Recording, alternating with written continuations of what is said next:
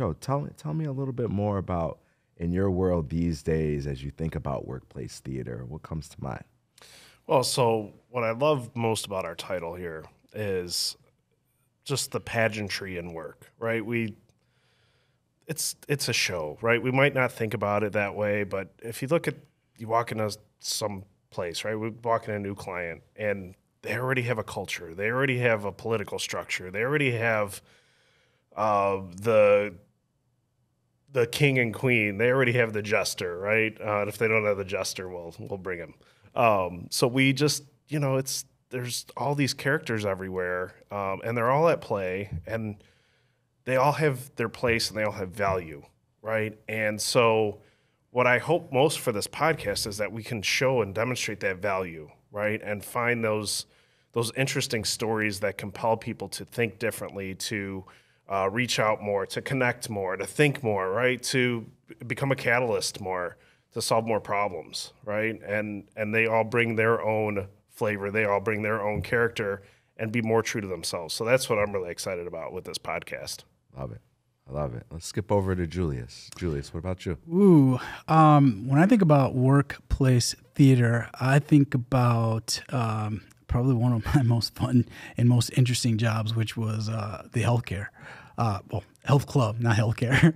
It was almost like healthcare, Sure. but It could have been. yeah, it was like the health club. Just because there's such a range of characters. One guy would, he'd be working, then go out and, hang out in the parking lot, go get high. One of the other guys was came straight from corporate and decided he wanted to do the health club thing, and he was top salesperson, but would be stealing all the deals. So then you had managers, you had relationships that were happening in the workplace.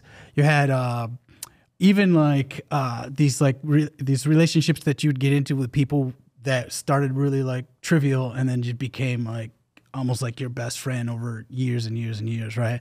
So it just reminds me of the different characters that you work with in every job that I've ever had, especially coming from entertainment.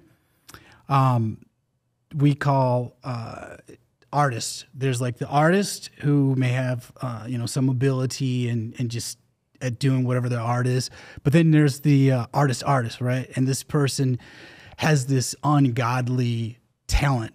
However, the personality is just all over the place, can do anything at any given point.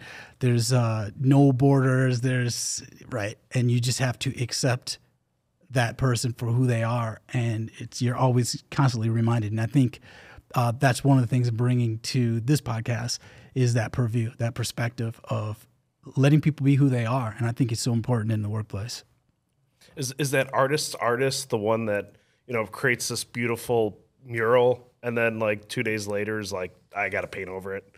Yeah, maybe, or the person who says, who paints that mural and then someone says, I'll give you $10 million for it. And they say it's not for sale. Yes. Yeah. Okay. So, that's the artist. But it's just a range of personalities. So Michelle, you said you come from, pharmaceutical, so what is workplace theater to you? Yeah, so as you were talking about the characters at the health club, I come from healthcare. I think about my very first boss that I had there, who was a big influence on me, and he really showed me how you don't want to have all type A's on your team. It really is about when I go to a theater and I see a play, there's all different characters are kind of having different roles. Not everyone has the stage for the entire time.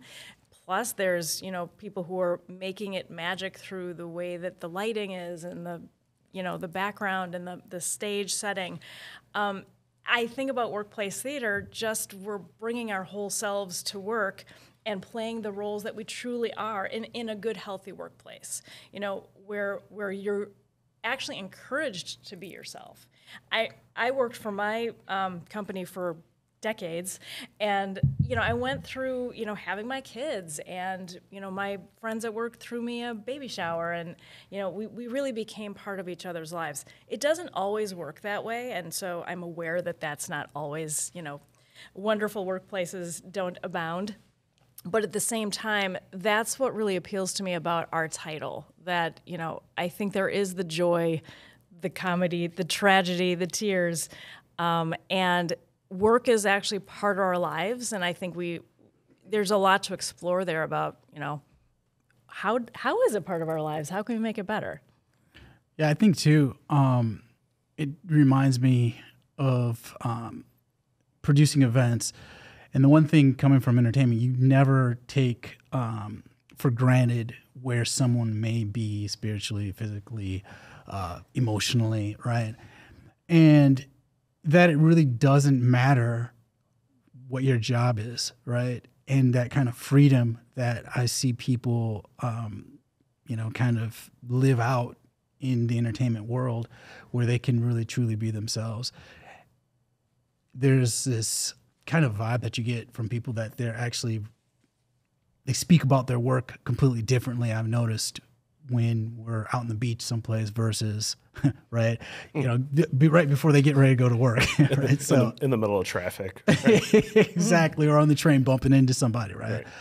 And it reminds me, it makes me think that yes, people are characters, but in actuality, if you think about theater or film or whatever, it's always based on some real experience that you had. So although we're characters, we're real people. And it's either way, it's the same.